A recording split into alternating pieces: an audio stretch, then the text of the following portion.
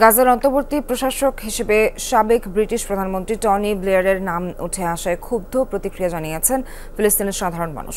Iraq যুদ্ধে নাম লেখানো যুদ্ধাপরাধী হিসেবে সমালোচিত ব্লেয়ারকে প্রশাসক হিসেবে কোনোভাবেই মেনে নিতে রাজি নন ফিলিস্তিনিরা। বিশ্লেষকরা বলছেন, এ ধরনের বিতর্কিত সিদ্ধান্তের কারণে ভেস্তে যেতে পারে পুরো প্রক্রিয়ায়। নতুন ব্লেন্ডে আরো রিচ অ্যারোমায় সেলন ফ্যামিলি ব্লেন্ড টে।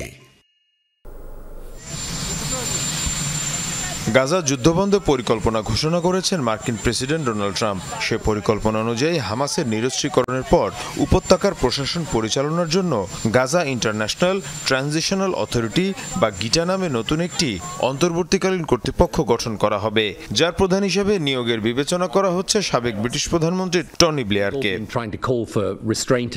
ইরাকে আগ্রাসনের কারণে যুদ্ধাপরাধী হিসেবে সমালোচিত টনি ব্লেয়ার এমন একজনকে নেতা হিসেবে মানতে নারাজ ফিলিস্তিনের সাধারণ মানুষ, তাই ক্ষুব্ধ প্রতিক্রিয়া তাদের। টনি ব্লেয়ার একজন যুদ্ধাপরাধী, তার কাছ থেকে শান্তিপূর্ণ কিছু আপনি কিভাবে আশা করতে পারেন?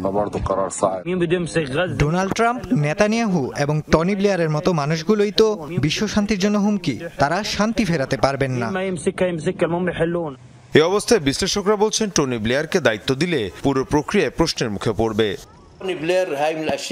টনি ব্লেয়ার উপহাস করার মতো, কারণ ফিলিস্তিনিদের সাথে তার অতীত গভীরভাবে কলঙ্কিত। তিনি নিরপেক্ষ নন। ইসরায়েল এবং যুক্তরাষ্ট্র যা চায় তার সাথে তিনি পুরোপুরি একমত। ইরাকের বিরুদ্ধে যুদ্ধে তার ভূমিকার জন্য তিনি একজন যুদ্ধাপরাধীও।